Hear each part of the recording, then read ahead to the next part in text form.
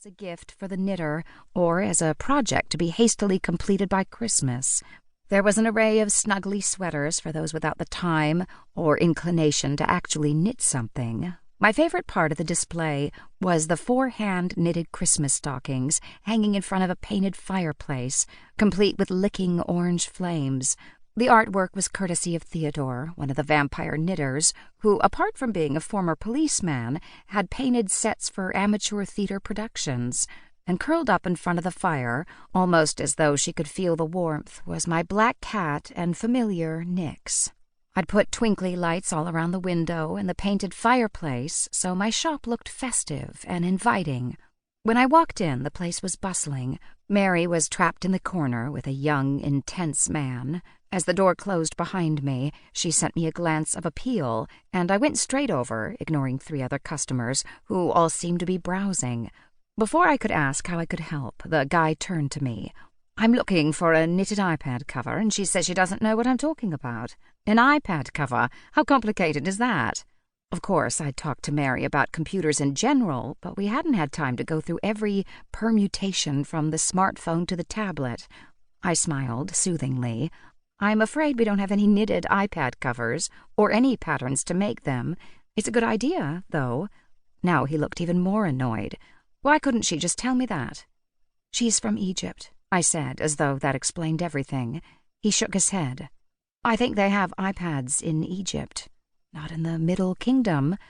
After that very dissatisfied customer had stalked out, I turned to Mary, who looked flustered and anxious. "Don't worry, you're catching on really fast." She nodded gratefully and headed to the cash desk where a customer had a sweater kit and a knitting pattern book she wanted to buy. It would be a nice, smooth, easy purchase, exactly what Mary needed to get her confidence back. She might not be a knitting genius or conversant with every kind of computer on the planet, but Mary was surprisingly good with customers. She'd been a servant to a lesser wife of one of the pharaohs, so she was used to serving, and she did it well. When she'd finished with the customer, she came to me with the notebook she always carried. In it, she'd write questions for me or reminders of things she'd learned. She had a good memory and listened intently, so I knew she'd catch on eventually. She just had a lot of catching up to do. It wasn't always easy, as Mary lived in my guest room upstairs and we worked together. However, she was a much more experienced witch than I was, so while I could help her to navigate the modern world, she was trying to help me settle into being a witch. We were busy for the rest of the day, and afterwards we went upstairs to the flat above the shop. For our dinner, I'd bought kebabs and was making a spiced rice dish I'd found online. I tried to cook things that would be familiar to Mary, or at least not make her turn away in horror as she had the first time she saw black pudding. After dinner, she read the local newspaper as she liked to know what was going on, and she could ask me about anything that was confusing, which was quite a bit. Since the Vampire Knitting Club was meeting that night, I decided to stay in and practice my own knitting. Even though my former assistant, Eileen, had turned out to be a soul-sucking demon, she had helped me improve my knitting. She got me to begin with a simple square. I was on my 3rd square now, and one of these days I was going to complete a square that didn't look as though it had been attacked by moths, or hungry lions, or turned into every geometric shape but square. I don't know how I dropped so many stitches, and why I could never find them. I think even the endless patience of the vampires was beginning to run thin.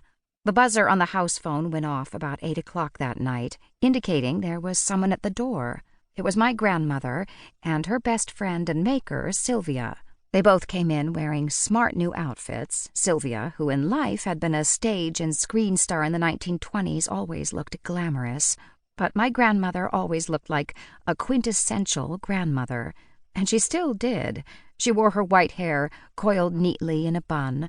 Her lined face was as kind as ever, but I was pretty sure that if I looked inside her coat, I would see a designer's name on the label.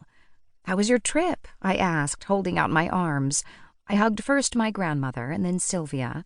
"I didn't expect you back so soon." Gran hadn't had much chance to travel in life. She'd been widowed young and had run Cardinal Wolsey's for more than 50 years. Now that she was undead, she had the time and some very rich friends who also liked to travel. She and Sylvia had been in Paris and Rome. To keep listening to this audiobook, I've left you a link in the description so you can do it, at no cost thanks to Audible's 30-day free trial.